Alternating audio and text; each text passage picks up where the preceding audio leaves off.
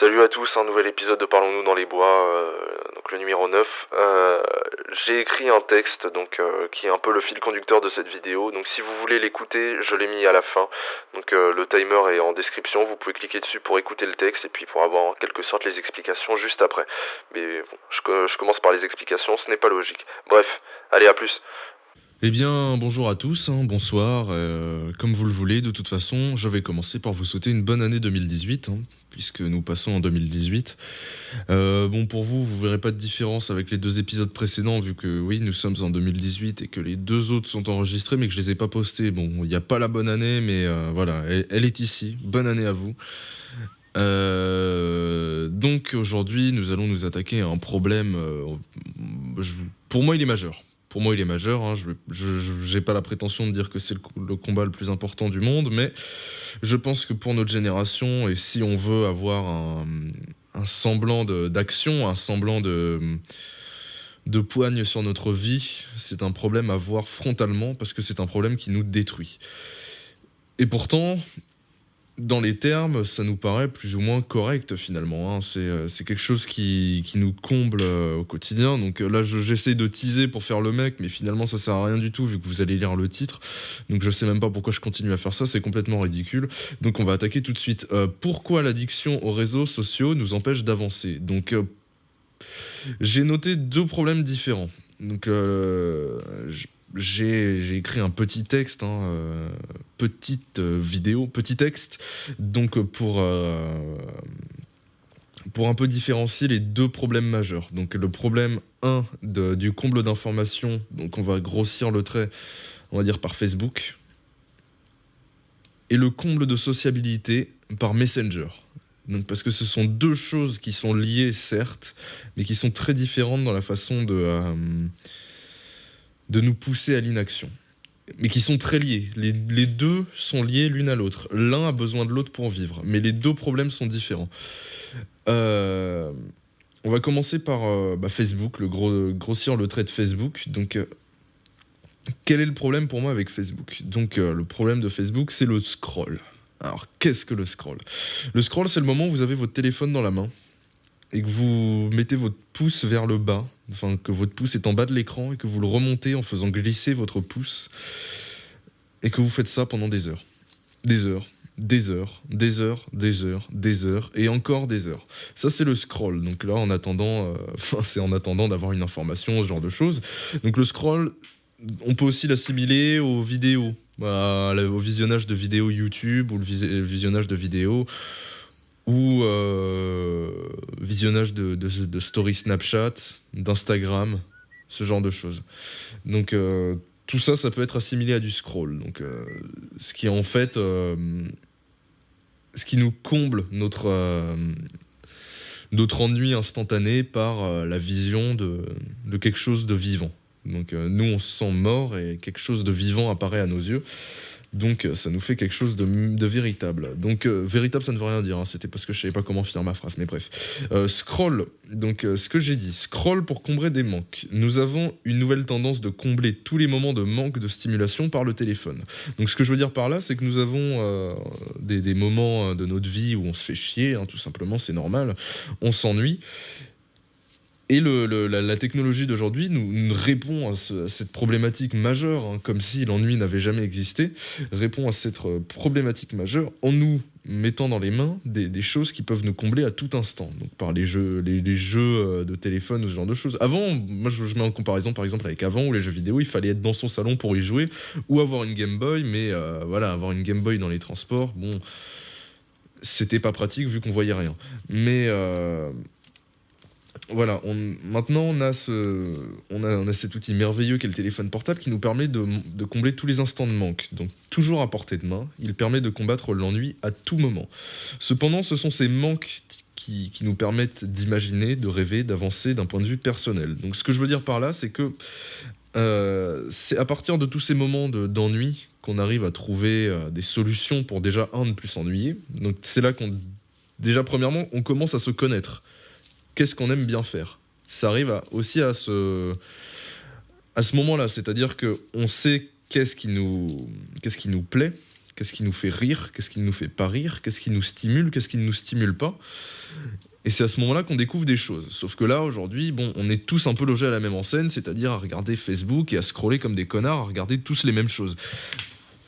C'est-à-dire regarder le fil d'actualité pour voir si quelqu'un a mangé un plat de pâtes ou si, le saviez-vous, nous a appris que la vie des pandas en Ossétie du Sud était plus ou moins bonne qu'en Chine subsaharienne. Bref, ce sont des informations dont on n'a rien à foutre et tout le monde est à peu près logé à la même enseigne, on regarde tous les mêmes choses. Vous pouvez regarder le fil d'actualité de quelqu'un qui est logé dans les Tarterets à Corbeil, ça sera à peu près le même fil d'actualité qu'un fils de diplomate à Neuilly-sur-Seine. Et pourtant, les intérêts, les objectifs de vie ne sont pas du tout les mêmes. Mais pourtant, ils regardent la même chose. Ils ne savent pas qui ils sont, finalement. Donc pour moi, ce problème de combler tous les manques, de combler l'ennui, c'est qu'il nous empêche de réfléchir, donc de trouver des solutions, que ce soit pour soi, pour l'avenir, pour un groupe, pour quoi que ce soit. On ne peut pas trouver de solution quand on ne réfléchit pas, tout simplement. Et tous ces moments que nous, on qualifierait d'ennui sont en fait les moments qu'on aurait pu qualifier de réflexion. Mais comme on a perdu cette habitude de réfléchir, constatez par vous-même, chaque instant où vous commencez à vous sentir un peu divaguer parce que vous ne savez pas quoi faire, vous allez sortir votre téléphone pour... donc là, je vous fais le schéma traditionnel. Schéma traditionnel, vous regardez votre téléphone au réveil pour regarder si vous avez un message, vous n'avez pas de message, vous regardez si vous avez des notifications, vous êtes sur Facebook, mais vous n'avez pas de notifications, donc qu'est-ce que vous faites ? Vous scrollez comme un connard pendant 2 heures, alors qu'il fallait se lever. Donc ce qui se passe, c'est que vous deviez aller en cours, mais c'est trop tard parce que vous avez scrollé pendant 15 minutes, donc vous serez en retard. Si vous avez un retard, en plus, ça fait une absence. Si vous avez une absence, ça vous fait chier. Alors de toute façon, vous allez avoir une absence, même si que vous séchiez ou pas, donc vous séchez. Voilà, ce genre de comportement, vous le connaissez, vous l'avez déjà vu, ou vous l'avez déjà peut-être constaté par vous-même, vous l'avez déjà peut-être fait vous-même. Donc tous ces moments de manque, tous ces moments où il fallait simplement agir ou réfléchir, tout ça est comblé par ça. Donc la réflexion est devenue... Alors, les actions, quelles qu'elles soient, viennent quasiment toutes des réflexions. Donc voilà, donc les actions... donc la connaissance de soi et tout ça, ça vient de la réflexion, clairement. Donc la connaissance de soi, ça passe par savoir ce qu'on aime. Est-ce qu'on aime lire ? Est-ce que blablabla. La réflexion est devenue impossible dans un monde où nous n'avons aucun temps pour nous. Donc là, c'est ce que je disais juste avant. Nous n'avons aucun temps pour nous. Donc voilà, classique. Voilà, nous ne réfléchissons pas, donc nous ne savons pas qui nous sommes. Donc c'est pour ça qu'on se retrouve à 20... 21, 22, 23 ans, à se dire qu'est-ce que je vais faire de ma vie, je ne sais pas qui je suis, je ne sais pas ce que je sais faire, parce que c'est aussi ça l'orientation, c'est pas seulement savoir ce qu'on veut faire dans la vie, mais c'est savoir dans quoi on est bon. Je veux dire, si on n'a pas de main, si on est sans main et qu'on veut devenir absolument... si on veut devenir chirurgien de précision, je pense pas que ça soit la meilleure voie à choisir. Même si c'est frustrant, il faut savoir faire des choix qui sont adaptés. Donc il faut savoir qui on est, il faut savoir dans quoi on est bon pour savoir tracer dedans. Donc nous sommes dans une attente permanente d'être servis de quelque chose d'intéressant qui n'arrive jamais. Donc ça, c'est, on va dire, l'autre problème de Facebook. Donc on scrolle en permanence dans l'espoir d'être comblé. Nous avons même parfois le sentiment que ce scroll puisse s'assimiler à de la recherche. Donc ce qui se passe, c'est que on sait très bien que le scroll ne nous mènera jamais à rien.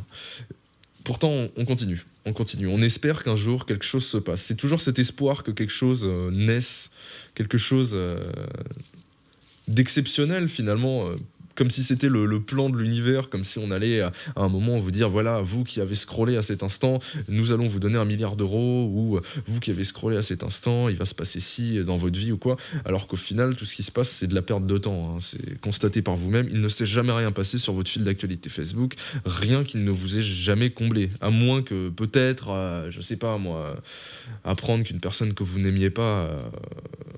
ait eu un accident, mais bon, à ce moment-là, ça devient un peu malsain. Mais bref, jamais un fil d'actualité ne va vous combler. Il faut essayer de vous poser la question, est-ce que mon fil d'actualité m'a déjà comblé réellement ? Est-ce qu'il m'a permis de faire quelque chose ? Est-ce qu'il m'a permis de m'aider dans mon orientation de manière concrète, c'est-à-dire de la recherche concrète, de la compréhension de soi concrète.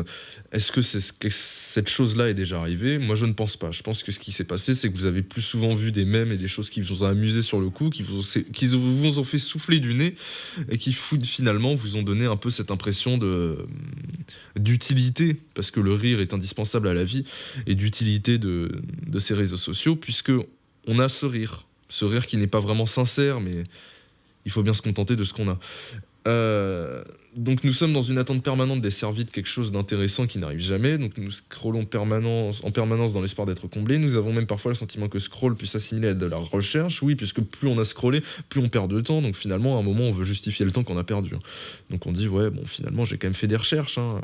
Je pense que personnellement ça m'est déjà arrivé de tomber sur un article, quelque chose comme ça, de le lire parce que je suis tombé par hasard dessus, et quand on me pose la question de est-ce que je connais quelque chose là-dessus, je vais dire oui effectivement j'ai fait des recherches, j'ai lu un article alors que finalement ça nous est juste tombé dans la gueule et qu'à la base on s'en battait les couilles.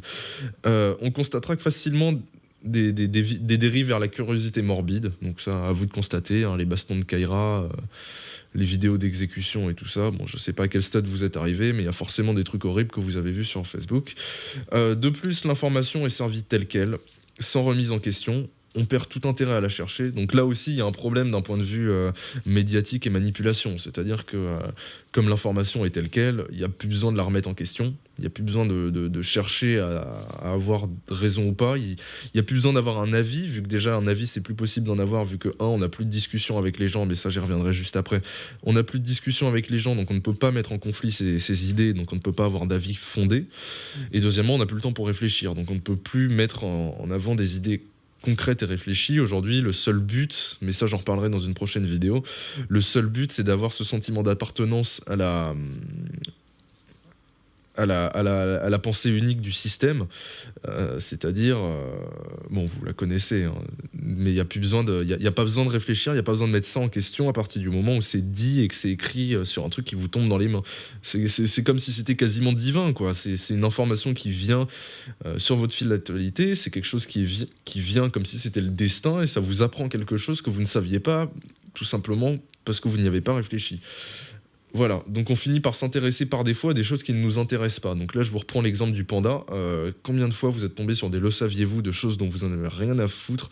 Combien de fois vous êtes tombé sur des articles de choses complètement débiles et où le titre est sensationnaliste pour essayer de vous donner un intérêt, du genre regardez, ce pays condamne l'homosexualité par la peine de mort, regardez, cette personne tue son bébé vivant pour manger tue son bébé vivant, mange son bébé vivant. Voilà, toutes ces choses sensationnalistes qui finalement n'apportent absolument rien mais qui vont provoquer une réaction, donc vous mettre dans un état émotionnel, donc vous faire perdre de l'énergie, donc perdre du temps. C'est une évidence. Alors, la notion d'ailleurs de temps est importante. Une minute de scroll se transforme très rapidement en 1 heure d'inaction. Donc ça, constatez par vous-même. Vous scrollez pendant 1 minute parce que vous dites je vais regarder vite fait, ça se transforme très vite. Je vais rester une demi-heure de plus dans le lit, ou je vais rester sur le trône pendant 1 heure, et puis après à la fin quand vous vous levez, vous avez des putains de fourmis dans les jambes. Mais bon, ça valait le coup. Vous avez pu apprendre que Jennifer, la bonasse qui était dans votre classe en 3e, est devenue moins bonne. Donc ça vous fait plaisir. L'inaction entraîne l'inaction. Une dernière vidéo se transforme très vite en 4 heures de vidéos stupides. Donc ça, c'est plus au moment d'aller se coucher, ou n'importe quand de toute façon, parce que le moment d'aller se coucher, c'est le moment où vous êtes seul chez vous, seul dans votre lit. Donc c'est le moment où vous pouvez avoir toute votre attention captée sur un écran avec le son et l'image, chose que vous pouvez pas faire le reste du temps parce que vous pouvez entendre un bruit, quelqu'un peut vous appeler, ça peut vous faire chier, etc. Donc voilà, donc cette conversion de minute en heure a des effets dévastateurs sur notre volonté. Notre constat d'inaction nous démotive, donc on constate qu'on fait rien, donc ça nous fait chier, donc nous pousse à l'inaction parce qu'on est démotivé.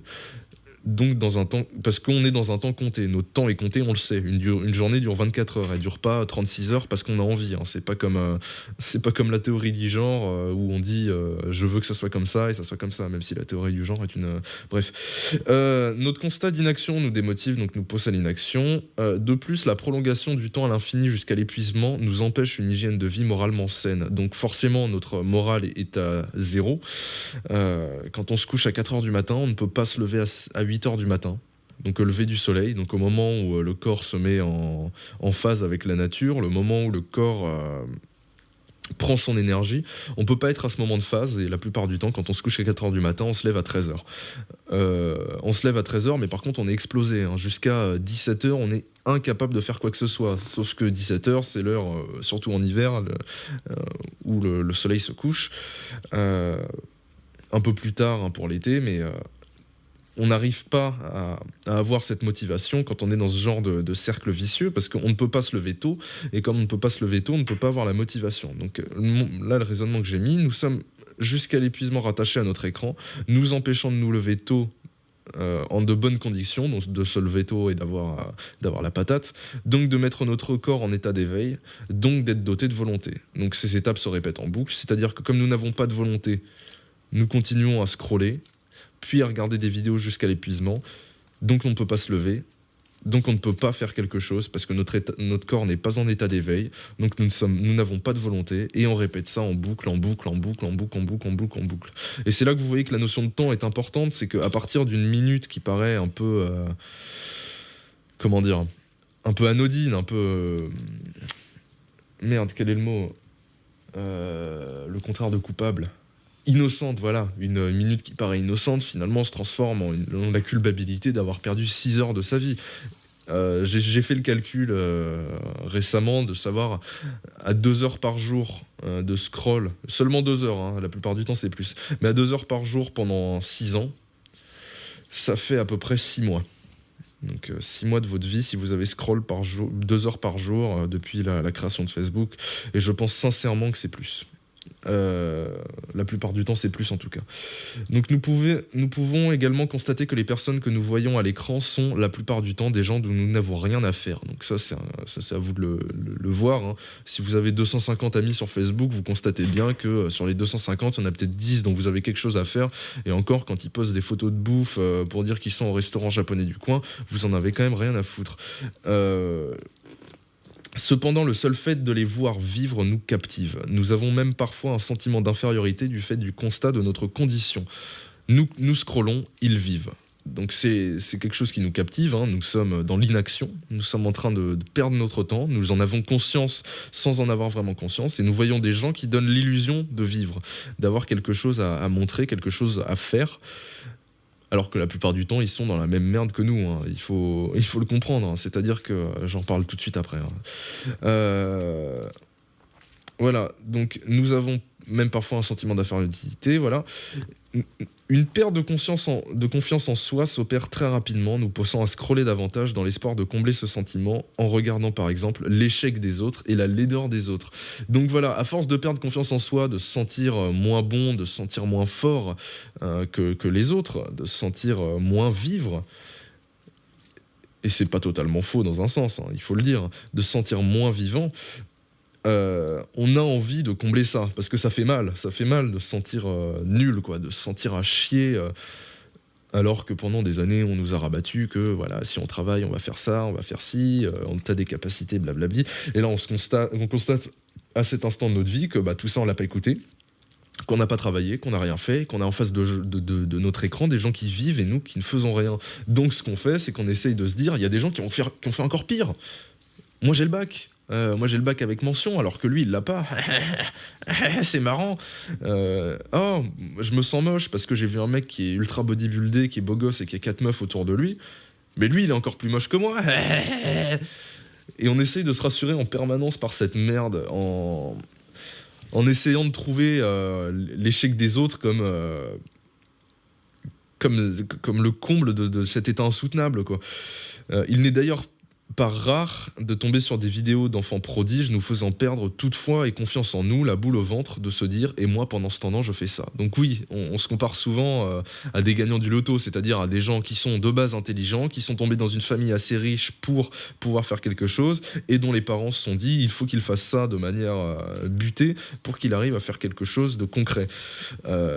Et donc nous, on arrive sur des vidéos de gens qui font des choses rocambolesques, alors que nous, on n'en ferait pas le 10e, alors qu'ils ont peut-être 3, 4, 10 ans de moins que nous. Et nous, on fait ce constat-là de se dire, putain, nous, on est des merdes quand même à côté. Alors que c'est pas vraiment ça, le sens de la vie. C'est pas le but, c'est pas d'être le plus rapide et le meilleur. Le but, c'est de faire les choses profondément, parce que qui dit que derrière les coulisses de tout ça, derrière le visage de cette personne que vous voyez, qui garantit le comble? Ce que vous voyez, c'est le bonheur que vous n'arrivez pas à atteindre par votre inaction. C'est pas le bonheur que la personne a d'être arrivée à ça. Le bonheur que vous voyez, c'est ce que renvoie votre propre malheur et votre vision du bonheur. Et justement, c'est cette vision du bonheur qu'il faut poursuivre et arrêter de se comparer à des gens dont vous ne savez rien. Et pourtant, la boule au ventre, on voit quelqu'un qui fait quelque chose de mieux que nous, qui est plus jeune, et on se dit qu'on est une merde. Donc ce qu'on fait, c'est qu'on va regarder quelqu'un qui est encore plus mauvais que nous et dire c'est marrant parce qu'il est encore plus mauvais. Et donc voilà, j'en viens à la conclusion de Facebook. Ce cercle vicieux voyeuriste mais inutile nous rend dépendants à la vie des autres. Le seul fait d'agir pour soi paraît inutile car déjà, premièrement, il est invisible. Donc s'il est visible, on tombe dans la photo permanente de tout. Donc on constate qu'il y a des gens qui prennent en photo absolument toutes leurs actions alors qu'il n'y en a pas beaucoup. Il y a aussi des gens qui vont poster, j'ai déjà vu ça, des gens qui vont poster plusieurs photos d'une même soirée étalées sur plusieurs semaines pour donner l'illusion d'avoir plusieurs soirées, ce qui est quand même assez triste. Donc pour donner un semblant d'existence à leur vie. Donc pour donner un semblant d'existence à leur vie, parce que aux yeux des autres, ils vont avoir un semblant d'existence. C'est parce que nous, on les crédibilise d'une certaine façon qu'ils le font. Donc ils prennent des photos de tout ce qu'ils font et ils donnent un semblant d'existence à leur vie, qui finalement ne sert qu'à alimenter soit le mépris, soit la haine de soi des autres. C'est-à-dire la vie que les gens prennent pour se donner un semblant d'existence, en fonction du curseur qu'on a de volonté, de désir, de rêve et tout ça, ça peut servir soit, si on trouve que la personne est mauvaise, à combler les gens qui se sentent mal mais supérieurs, soit à alimenter la haine de soi, si on considère que la personne est supérieure à nous. Un exemple concret, par exemple, il y a un mec qui fait de la muscu et qui a pris 10 kilos de muscles. Si vous ne faites pas du tout de muscu, vous allez vous dire que vous êtes une merde.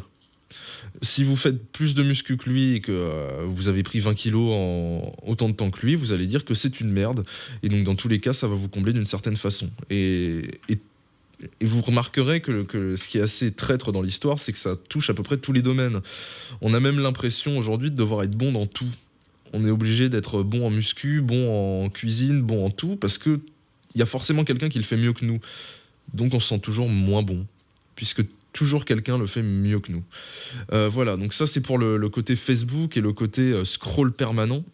Et c'est là qu'on arrive à notre deuxième étape, c'est-à-dire la messagerie instantanée, donc qui est liée à ça, parce que la messagerie instantanée est une des choses qui ramène le plus souvent au scroll.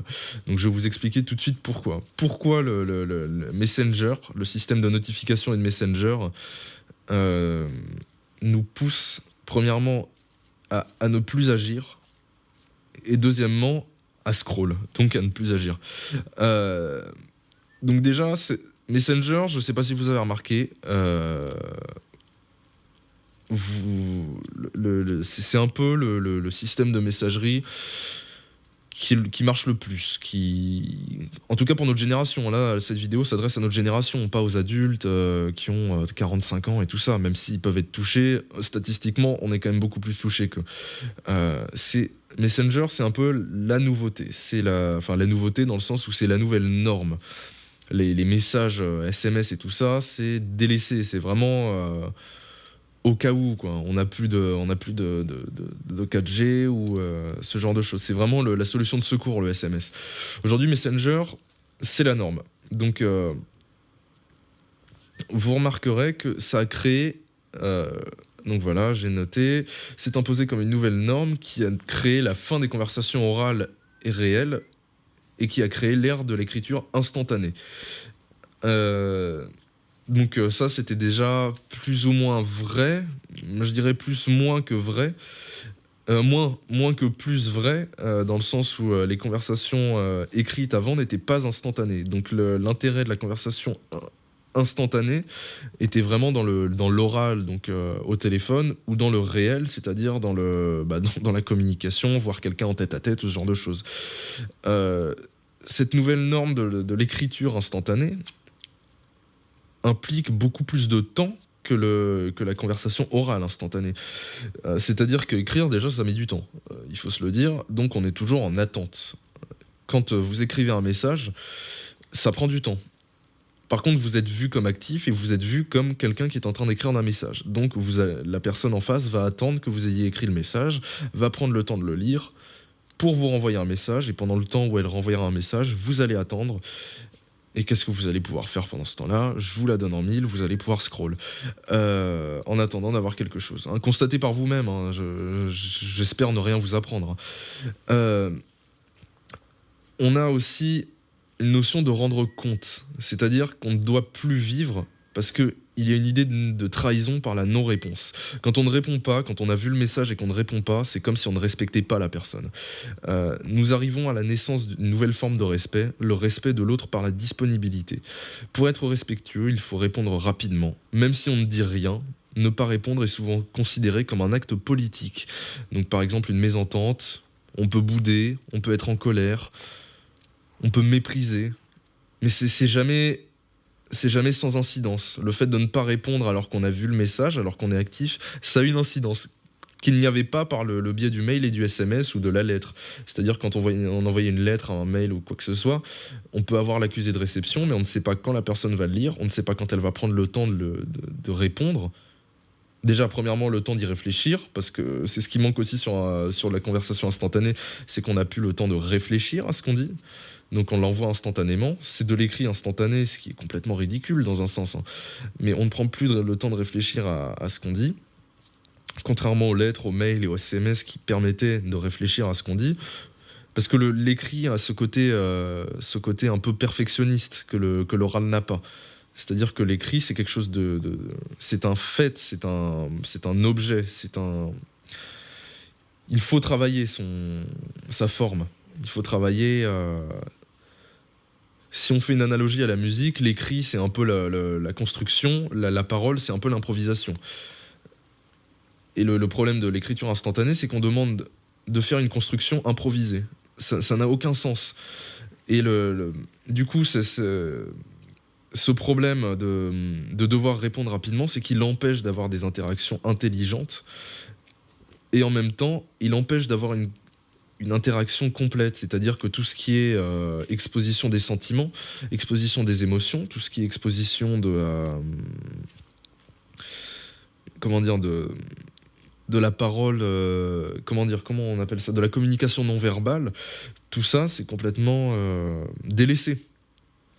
Par exemple, quand vous dites oui, mais que vous faites un peu la tête, on sait très bien que ça veut dire non. Par contre, si vous dites oui sur Messenger, il y aura marqué oui, donc ça sera oui. Il n'y a plus toute cette subtilité du contact humain. Ainsi, il est devenu impossible de se séparer de son téléphone et de sa 4G tant le contact social établi dessus est important. Donc oui, il est impossible et inenvisageable de se séparer de son téléphone par peur de créer des conflits diplomatiques, de ne pas avoir répondu, de ne pas avoir été disponible à temps pour quelque chose qui finalement ne réclame aucune disponibilité. Personnellement, et je pense que c'est à peu près valable pour tous mes proches, on n'a jamais eu l'utilité d'avoir son téléphone, l'utilité réelle. C'est-à-dire de devoir intervenir en urgence, quoi. D'avoir quelqu'un qui nous appelle pour venir en urgence parce que sa maison prend feu ou quoi. Enfin, on n'a jamais eu cette utilité-là. Pourtant, on l'a toujours sur soi pour pouvoir répondre à temps le plus rapidement possible à un mème de qualité la plus souvent médiocre, la plupart du temps médiocre, mais qui quand même réclame de la disponibilité. Je continue. Comme nous sommes la plupart du temps seuls, beaucoup plus qu'avant, donc on n'a plus de conversation avec ses collègues, sa famille, ses amis, parce qu'on considère qu'on n'en a plus besoin, parce que justement on a cette illusion de social que nous donne Messenger, mais bon je continue. Il nous faut combler ce manque. Nous sommes des animaux sociaux et l'impossibilité de communiquer peut nous être insupportable. Messenger répond parfaitement à cette demande. La solitude ressentie la plupart du temps, elle est ressentie car elle est réelle, est tombée ne serait-ce qu'à cet instant est comblé, pardon, donc je relis ma phrase, Messenger répond parfaitement à cette attente, la solitude ressentie la plupart du temps est comblée, ne serait-ce qu'à cet instant de fidélité à l'autre, l'instant où l'on accepte de discuter instantanément sans contact réel, où l'on accepte de ne rien dévoiler car les écrits restent, mais cependant pendant des heures. Donc voilà, ce que je dis, c'est qu'on n'ose pas dévoiler quoi que ce soit, donc on n'ose pas parler finalement, on n'ose pas se confier, on n'ose pas, de manière réelle en tout cas, de manière concrète, parce que les écrits restent, les écrits ont quelque chose de plus travaillé, c'est pas de l'émotionnel l'écrit, donc finalement on finit par plus dire grand chose. Constatez par vous-même l'intérêt de vos conversations avec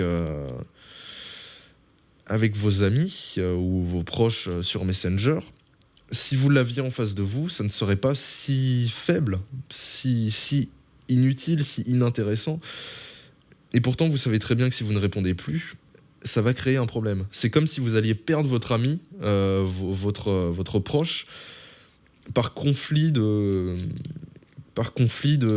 disponibilité. Vous n'êtes pas disponible pour lui, donc vous ne le respectez pas, donc vous allez le perdre. Vous êtes obligé d'être en permanence en communication, même si vous ne dites rien.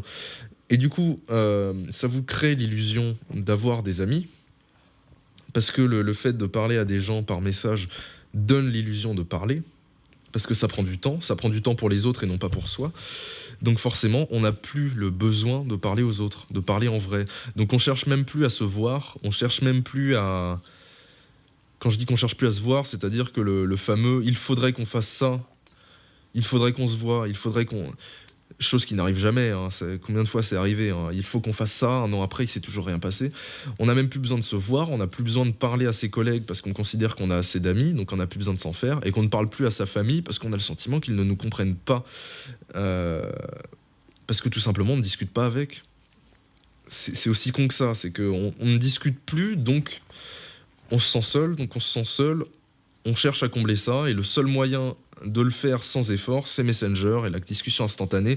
Donc que ce soit la discussion instantanée de Snapchat, de Messenger ou de ce que vous voulez, le résultat est le même, c'est-à-dire qu'on comble notre incapacité à communiquer avec des gens réels par le virtuel. Et finalement, on se rend compte que ça ne nous comble pas vraiment. Voilà. Donc je continue. Qu'est-ce que c'est ? Ah, c'est mon téléphone. Donc, il nous donne l'impression... Voilà. Je continue. Le remplacement des contacts humains par des contacts informatisés a créé un réel sentiment de dépendance. Il nous donne l'impression d'être social par son appellation, donc réseau social. Donc l'impression d'inutilité du contact humain, ce que je viens de vous dire, mais nous oblige à revenir vers lui face au constat amer de notre solitude réelle. Donc voilà, le constat amer de notre solitude, parce que nous sommes seuls, hein, on rentre chez soi, on est seul, on n'a personne à qui parler, on n'a pas de potes à le voir le week-end, on n'a pas de choses à faire. On est seul. Donc on se retrouve seul la plupart du temps le soir, alors qu'on pourrait voir ses potes, hein, ça coûte rien finalement de voir son pote, de manger avec, mais on préfère être seul et combler ça par des heures et des heures à ne rien faire. Et il faut reconnaître d'ailleurs que cette solitude, d'ailleurs je vais faire le lien tout de suite, cette solitude est insupportable, donc on essaye de la combler, donc on essaie de s'épuiser pour pouvoir dormir, parce que le constat amer de notre solitude fait mal, il fait mal, donc on veut s'épuiser, donc au moment où on ferme les yeux pour dormir, avoir le moins de temps possible entre le moment où on se ferme les yeux et où on dort, donc finalement ne pas avoir de moment de réflexion et de moment de remise en question. Parce que cette solitude est... ce constat solitude et d'inaction est insupportable. C'est normal, c'est normal. Donc je continue. Messenger a créé une telle dépendance à l'autre par écran interposé qu'il est presque impensable aujourd'hui de partir de chez soi sans son téléphone portable, donc constatez par vous-même, car on risque de s'ennuyer et que quelqu'un puisse nous... On risque de... Voilà. Et on peut aussi... Là, je vais refaire ma phrase parce qu'elle est mal écrite. On risque de s'ennuyer et aussi... quelqu'un risque de nous contacter aussi. Donc on ne peut pas partir sans son téléphone. C'est parce que si quelqu'un nous contacte, il faut qu'on puisse être disponible à l'instant même, ou à défaut dans l'heure, ou dans les 2 heures. Donc vous remarquerez aussi qu'à cause de ça, il est presque impossible de vivre finalement, vu qu'il faut être disponible en permanence. Il est impossible de passer une journée complète, sans se rappeler de sa condition d'esclave à l'information, d'esclave à l'information, c'est-à-dire d'esclave à donner des nouvelles aux gens. Donc il est impossible de passer une journée pleine, une journée complètement dépaysante, quelle qu'elle soit, que ce soit par le travail, que ce soit par le voyage ou quoi que ce soit, sans devoir rendre compte à un moment ou à un autre à quelqu'un de son état actuel. Donc ça nous empêche de vivre d'une certaine façon. Voilà. Je continue. La plupart du temps, tout ce temps est comblé par des discussions stériles, empêchant jusqu'au contact réel. Donc sentiment de déjà voir la personne puisqu'on discute avec. On a ce sentiment de déjà la voir, donc on n'a pas besoin de la voir vu qu'on a déjà ce sentiment-là. Ce que ça crée, donc j'ai écrit que ça renforce la timidité.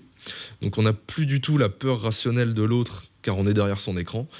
Donc du coup, quand on se retrouve face à quelqu'un pour de vrai, on a ce malaise de plus savoir comment s'y prendre.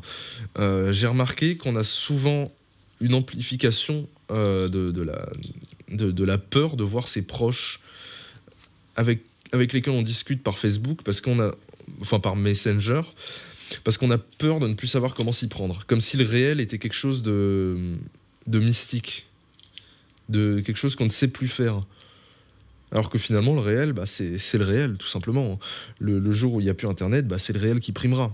Mais le fait d'avoir des communications instantanées, disponibles et virtuelles, nous crée la peur de tout ça, donc du réel. Donc constatez par vous-même si ça vous arrive ou si vous l'avez déjà constaté chez quelqu'un. Donc je reprends, plus de peur rationnelle de l'autre car derrière son écran, ça mène très souvent à une amplification de la peur de voir ses proches, même quand on les connaît bien, car on n'est plus habitué au contact réel. Voilà, donc ça c'est la fin de ce texte. Donc je conclus donc pour vous dire que si vous voulez absolument faire quelque chose de votre vie, si vous voulez sortir de tout ça, de cette sphère de malheur que la société nous impose, il faut mettre en lien ce que j'ai dit dans la précédente vidéo, c'est-à-dire comprendre pourquoi notre éducation nous a poussés au laxisme, et aussi comprendre pourquoi nous, par nos actions aujourd'hui avec les réseaux sociaux, ça nous pousse aussi au laxisme. Et pour moi, le problème n'est pas que l'un ou que l'autre. Pour moi, le problème, c'est vraiment le cocktail des deux qui a créé ça. Et voilà, si vous voulez absolument faire quelque chose, si vous voulez créer, si vous voulez vous découvrir pour savoir quoi faire, parce que c'est dur aussi, aujourd'hui on nous demande de faire des choses de notre vie alors qu'on ne sait pas ce qu'on est, on ne sait pas quoi faire, on ne sait pas ce qu'on sait faire, parce qu'on ne fait rien. Si vous voulez absolument réussir à vous sortir de cette phase-là, il faut nécessairement vous éloigner de manière drastique et réelle des réseaux sociaux. Vous n'en avez pas l'utilité. Si vous vous dites que oui, j'en ai l'utilité parce qu'il me faut une page Facebook pour mon groupe de musique, il me faut garder contact avec les gens, eh ben non. Facebook, vous pouvez vous connecter une fois par semaine. Vous voyez pas de groupe de musique qui poste toutes les 10 secondes quelque chose, à part Dagoba, mais quand on voit la dérive qu'a pris Dagoba, ça donne pas envie.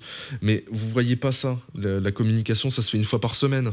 Donc vous pouvez très bien vous connecter qu'une seule fois par semaine. Et pour l'argument de vous pouvez garder contact avec les gens, eh ben vous pouvez les appeler, vous pouvez les voir, vous pouvez leur envoyer des mails, des messages. Mais ça sera pas instantané. Donc ils n'auront pas à vous rendre de compte de disponibilité et tout ça. C'est comme si vous les libériez d'une certaine façon. Si vous voulez absolument réussir à sortir de cette phase d'inutilité, d'inaction, il faut nécessairement s'éloigner de ces réseaux sociaux qui sont vraiment mauvais. Regardez par vous-même, même les créateurs de Facebook, les cadres de Facebook interdisent Facebook à leurs enfants. Des études prouvent que les enfants sont touchés au niveau du cerveau par Facebook et par les réseaux sociaux. Ils n'arrivent plus à avoir de contacts sociaux à cause de ça. C'est des études que vous pouvez constater, que vous pouvez regarder par vous-même. Et si ça touche les enfants sur le développement, ça touche forcément les adolescents et les jeunes adultes, non pas sur leur développement physique, c'est-à-dire dans le cerveau, mais sur leur morale, sur leur développement moral. C'est-à-dire que c'est à cet âge-là que nous nous forgeons, que nous avons nos convictions. Et le problème, c'est que ces réseaux sociaux nous empêchent d'avoir des convictions. Donc si vous voulez réussir à vous sortir de tout ça, de cette phase négative dans laquelle beaucoup d'entre nous sommes. Cette phase où on se dit tous les jours qu'on est une merde et qu'on n'arrive à rien, qu'on doute en permanence de soi parce qu'on ne sait pas en quoi on peut être utile, parce que tout simplement on n'a pas cherché à savoir en quoi on pouvait être utile. Il faut s'éloigner des réseaux sociaux et pour moi c'est une nécessité, c'est évident. Je sais que c'est très dur à entendre parce que c'est quelque chose que... déjà, premièrement, c'est une vidéo que je suis en train de vous faire qui sera postée sur un réseau social, donc c'est très hypocrite. Et deuxièmement, c'est ce avec quoi on a grandi. On a l'impression que c'est ça qui nous a forgés. Et pourtant, si vous faites un historique, si vous reprenez depuis le départ ce que les réseaux sociaux vous ont donné, si vous reprenez depuis le départ, c'est pas ça qui vous a construit, mais c'est ça qui vous a détruit. Voilà. Donc je finis là-dessus. Je vous dis à la prochaine pour une prochaine vidéo. Je sais déjà à peu près de quoi je vais parler. Si je ne me trompe pas, je regarde ça tout de suite, mais si je ne me trompe pas, ça parlera de l'importance de la division. Donc pourquoi diviser pour mieux régner s'applique de plus en plus pour la création d'un État totalitaire, donc autogéré. Donc ça, on verra ça dans la prochaine vidéo. Pourquoi il est autogéré ? Pourquoi finalement c'est nous qui l'auto-alimentons ? Et finalement, pourquoi on crée nous-mêmes notre état totalitaire ? Donc ça, on verra ça dans la prochaine vidéo. Mais pour l'instant, voilà, je vous laisse pour cette vidéo. Je vous laisse y réfléchir. N'hésitez pas à me poser des questions, à m'envoyer des messages. Pour le coup, je vous y répondrai dans un délai que je me fixerai moi-même. Hein. Donc non, je ne suis pas disponible. Je ne suis pas à votre disposition là-dessus. Mais par contre, je ferai l'effort d'y répondre sans souci. Voilà, je vous laisse là-dessus. Je me permets de relire le texte, donc si vous voulez le lire, enfin l'écouter d'une traite, hein, je le mets en description. Je vous le lis maintenant. Du coup, je vous dis au revoir pour ceux qui veulent arrêter là. Et puis, on se retrouve la prochaine fois. Donc voilà. Donc je relis mon texte. Alors, pourquoi l'addiction au réseau nous empêche d'avancer ? Donc nous scrollons pour combler des manques. Nous avons une nouvelle tendance de combler tous les moments de manque de stimulation par le téléphone. Toujours à portée de main, il permet de combattre l'ennui à tout moment. Cependant, ce sont ces manques qui nous permettent d'imaginer, de rêver, d'avancer d'un point de vue personnel.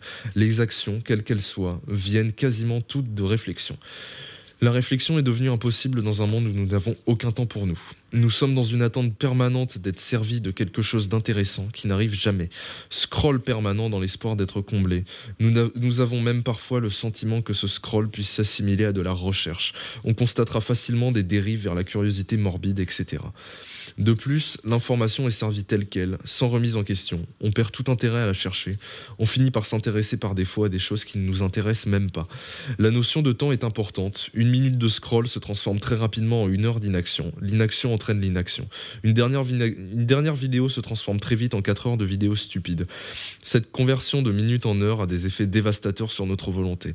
Notre constat d'inaction nous démotive, donc nous pousse à l'inaction, dans un temps compté. De plus, la prolongation de temps à l'infini jusqu'à l'épuisement nous empêche une hygiène de vie moralement saine.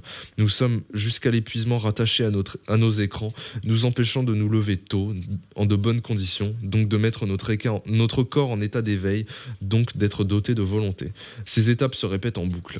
Nous pouvons également constater que les personnes que nous voyons à l'écran sont la plupart du temps des gens dont nous n'avons rien à faire. Cependant, le seul fait de les voir vivre nous captive. Nous avons même parfois un sentiment d'infériorité du fait du constat de notre condition. Nous scrollons, ils vivent. Ainsi, une perte de confiance en soi s'opère très rapidement. Nous poussons à scroller davantage dans l'espoir de combler ce sentiment en regardant par exemple l'échec des autres, la laideur des autres. Nous cherchons à juger ceux qui nous paraissent inférieurs pour combler cet état insoutenable. Il n'est d'ailleurs pas rare de tomber sur des vidéos d'enfants prodiges nous faisant perdre toute foi et confiance en nous, la boule au ventre, et de se dire pourquoi nous... Et de se dire, et moi, pendant ce temps, je fais ça.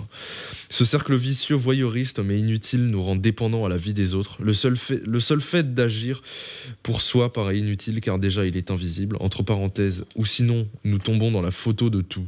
On constate beaucoup de gens prendre en photo toutes leurs actions pour donner un semblant d'existence à leur vie, qui finalement ne sert qu'à alimenter soit le mépris, soit la haine de soi, des autres. Fermez la parenthèse. Et de plus, il est objectivement inutile. D'autres font mieux, le monde est beaucoup trop fort, etc. Du coup, nous continuons à scroller, nous empêchant de vivre volontairement. Pour la partie Messenger, donc Messenger et notifications comme créateur de manque. La nouvelle norme imposée a mis fin aux conversations orales et réelles et a créé l'ère de l'écriture instantanée. Nous devons nous rendre compte, nous ne devons pas vivre, car cela crée une idée de trahison par la non-réponse. Nous arrivons à la naissance d'une nouvelle forme de respect, le respect de l'autre par la disponibilité. Pour être respectueux, il faut répondre rapidement, même si on ne dit rien. On ne dit rien, même si on ne dit, ouais, si on ne dit rien. Ne pas répondre est souvent considéré comme un acte politique. Ainsi, il est devenu impossible de se séparer de son téléphone et de sa 4G tant le contact social établi dessus est important. Comme nous sommes la plupart du temps seuls, beaucoup plus qu'avant, il nous faut combler ce manque.